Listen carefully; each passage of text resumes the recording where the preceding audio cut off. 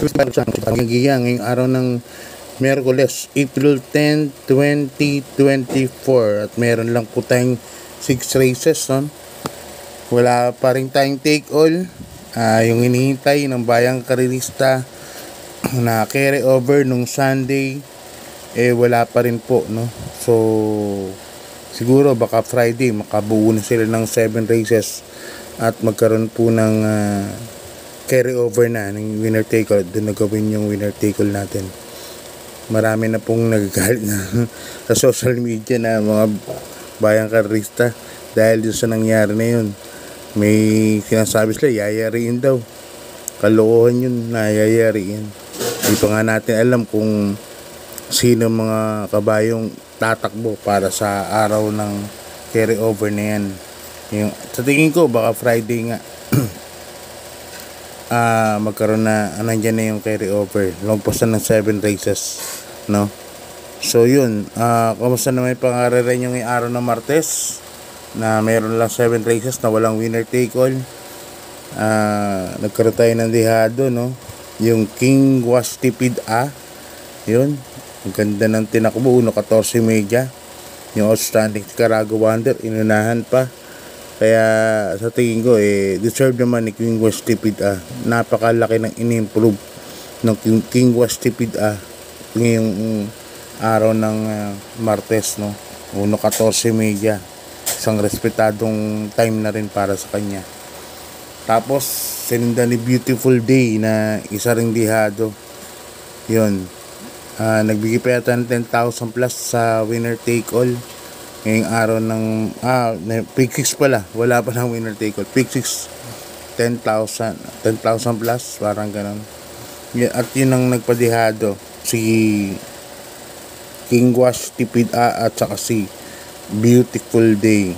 Kami yan, Buro Liabado naman, veterano, close runway 10 at yung number 1 nga ng Lamada na Super Sun Moon Lake yun. So abang-abang lang tayo, baka Friday siguro meron na yan, no? Yung winner take all carry over na 2.8 million, medyo may kalakihan. Kaya siguro nabibisit din rin yung mga taga social media, yung mga bayang karista. Ang dami nagreklamo sa page ko. Pero ganun man, hintayin lang natin. Ganun talaga, hindi nakabuo Katulad ngayon, Wednesday, 6 races lang po. Paano magkakaroon winner take all kung 6 na karera lang po ang nagdeklara? At saka may balita nga rin ako. Katulad kanina, dalaway na scratch, Sundance sa kasi make a difference. Ngayong araw ng Miyerkules, medyo abang lang din po kayo. Baka may ma-scratch po, no? May nagsabi na sa akin isang horse owner na baka scratch niya po yung kabayo niya ngayong araw ng Miyerkules. Yan. So konting patience lang po, bayang karerista, at darating din po yung winner take all natin na carry over. Baka Friday nga para mas malaki yung grosse. Yon. Start na po tayo. Race number 1, alas 5 ng hapon start natin, no? Dito may 6 races lang po tayo ngayong araw ng Miyerkules. Class 5 points, 9 placers. Distance natin 1,200 meters. Dito meron lang po tayong 5 runners. First case ko, kabayo ni Master Mandaraya, numero 4, Safe in the West. Yan, si JM Guerra na po ang sasakay. Although nandito si Meet Me in the Corner, tingin ko baka abangan lang po ni Safe in the West to at magbigay sa last 400 meters. Yon.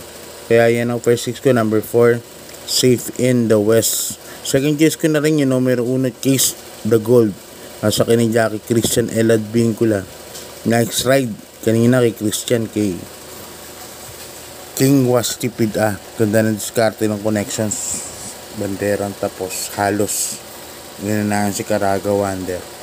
So dito para sa race number 1, first case ko numero 4, Safe in the West. Ang second case ko yung numero 1. Tingin ko ito yung matinding kalaban, numero 1, Chase the Gold. Nasa kay ni Jackie Christian L. Advincula. Ang tinal ni Chase the Gold si Honey Rider, kung natatandaan nyo. So malaki din po ang panalo niyan. So sa race number 1, 4-1 po ako. Okay, lipat tayo sa race number 2, Bayang Karista. Yan, ang race number 2 natin, class 4, 16 to 27, merge. Yan, dalawang pinagsama na. Sa konti nga lang talaga nagdeklara. Dalawang grupo na po yun nandito, 16 points hanggang 27 points. Yan. First case ko rito yung number 4, Ruby Bell. Yan, sasakay ni Jackie Uno Hernandez. Sa tingin ko, medyo bumaba ng laban, yung numero 4, si Ruby Bell. Sasakay ni Jackie J. Hernandez. Alam natin ng kabayo ni Bell Racing, medyo mainam po yan. At saka nung nakaraang takbo po si Ruby Bell, yan-note ko po yung replay. Nung takbo niya last run, medyo mainam po ang tinakbo. Kaya dyan ako, hindi ko alam kung baka dihado pa rito yan. Second case ko, yung galing sa bakasyon, numero 3, Special Officer sa ni Jackie Jan Alvin Guse. Ito, kasaba yung sa barrier, yung kakopol entry niya ng natalo nakaraan. Sino yun? Yung sakay ni Kelvin Abobo last race. Yun ang niya, yun ang kalaban niya ni Special Officer. So, para sa race number 2, ang first case ko, number 4, Ruby Bell. Second case ko, number 3, Special Officer. Ruby Bell, Special Officer. Yan po ang pili ko para sa race number 2. Umpisa po ng pick 5 natin yan. From races 2 to 6. Dahil nga, pera natin.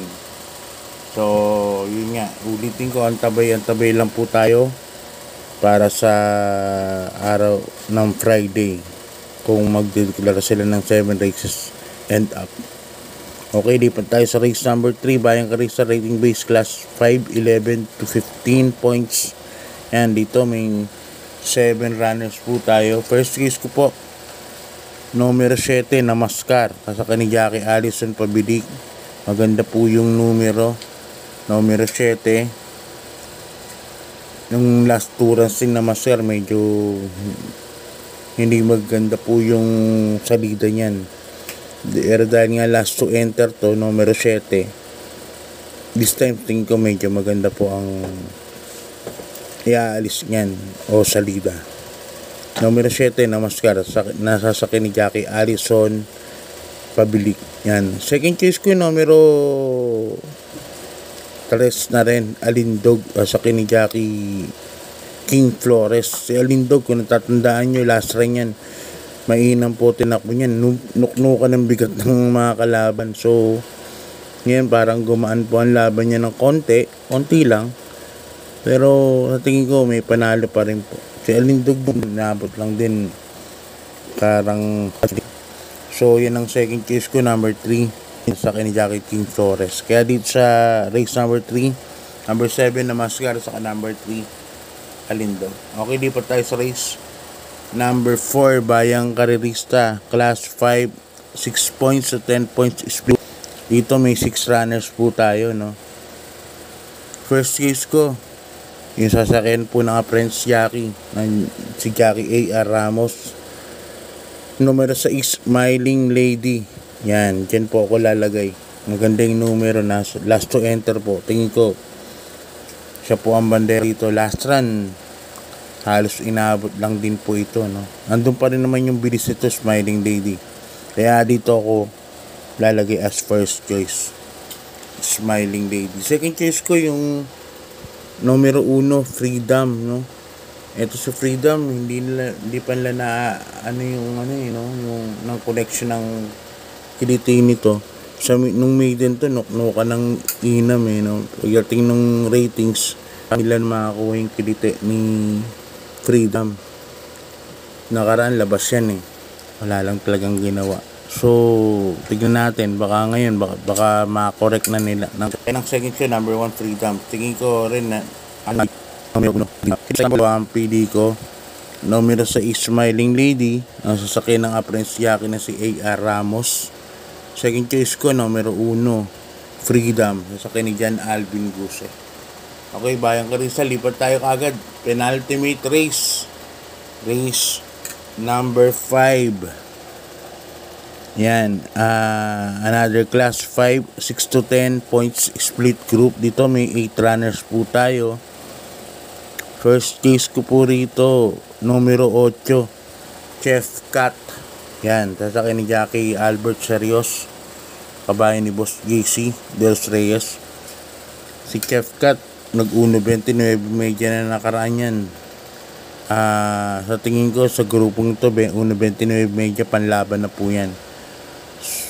Alam naman natin si Boss JC Dels Reyes, hindi naman po nagbabiyayan. So, yan po ang first case ko, number 8, Chef Cat, sa ni Jackie Albert B. Serios. Second choice ko, numero 4, Gis Colt, sa ni Jackie Jordan Guerra. Galing po sa panalian, tinalo sila Professor Johnson nakaraan. Ano yun group based on time naman yun. Ang pinanalo niya, Gis Colt at Banderang Tapos. So, tingin ko may panalo pa rin po sa grupo na to. Numero 4, Gis Colt. Ang distance nga po pala natin 1,200 meters lang dahil nga 8 runners lang po tayo. So ang first case ko, number 8, Chef Cat. Second case ko, numero 4, Gis Colt. Okay, lipat tayo sa last race. Bayang dito may kamali ako ng Cat. Sa penultimate race, second choice ko, Gis Colt, Jordan Guerra. Yan. Si Gis Colt, ang ganda ng pinanalo po niyan. Kung natatandaan nyo, Banderang Tapos po yan. Sila Silver Glow kalaban, Sinping na Lemado rin. Marang po niyan, numero 4, Gis Colt. May-ari ni Boss Ed Gonzales, At Chef Cat naman,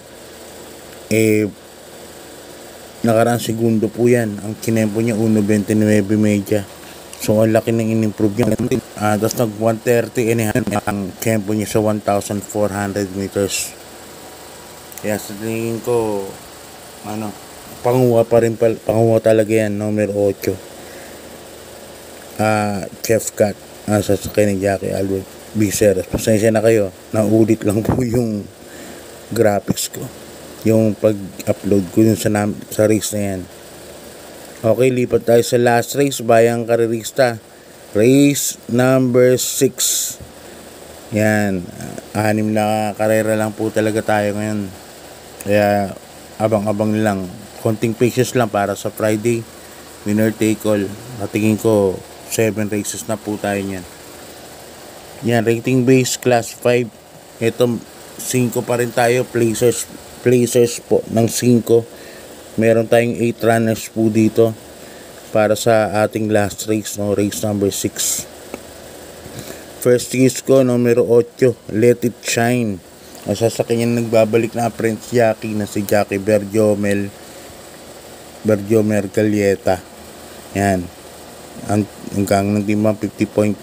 Let It Shine, alam natin na distansya niya yan 1,200 meters, Malamang may isang may isang bigla po kasi ito yung numero 8 na to, Let It Shine. Kaya dyan po ako as first case. Second case ko yung numero 4, One for the Road, sa ni Jackie BJ Guerra, JM Guerra, Nakaraan nanalo po yung Hugando. Pero malamang abangan lang po ni yung Let It Shine to. Nakita ko nito si numero 1, Lord Lewis, na isa ring mabilis, number 2, Auspicious.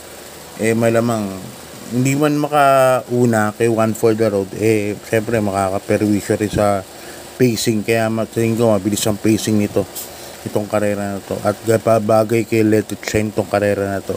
Kaya yan ang first case ko, numero 8, Let It Shine. Second case ko, One for the Road. So yan, hanggang dito lang ako, Bayang Karis. Pasensya na, nakainom ng konti. Yun, God bless po sa inyo at maraming salamat po sa suporta. Thank you very much po. Good luck.